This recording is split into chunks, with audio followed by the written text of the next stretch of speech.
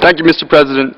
This is a joint statement with Geneva International Centre for Justice. InternationalLawyers.org echoes the concern of our civil society colleagues about the apparent failure to implement the General Assembly resolutions on the Durban Declaration and Programme of Action and the International Decade for People of African Descent. We regret that little visibility has been given to the commemoration of the 15th anniversary of the adoption of the DDPA. We also regret that the Council has not acted on the recommendations of its Intergovernmental Working Group for the effective implementation of the DDPA that were presented at its last session. The struggle against racial discrimination is and must remain a priority for the international community.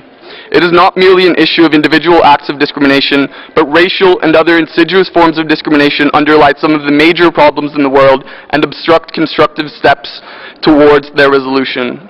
Why are European countries now shutting their borders to migrants when for several centuries they brought people from these same regions to Europe and the Americas by force as slaves?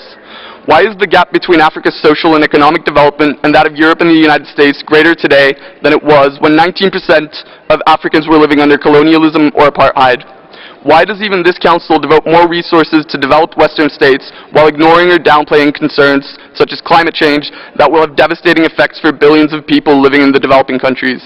Escalating acts and opinions of racism, xenophobia, Islamophobia, and Afrophobia in developed countries suggest that an answer cannot be given without understanding the history and continuing effects of racial discrimination and other insidious forms of discrimination. We urge the Human Rights Council to give more attention to commemorating and implementing the Durban Declaration and Programme of Action and the Programme of the International Decade for People of African Descent, and in particular to implement the mandate given to it by the General Assembly to develop and adopt a multi-year program of activities to ensure a wide public support for the dissemination and implementation of the DDPA. I thank you, Mr. President.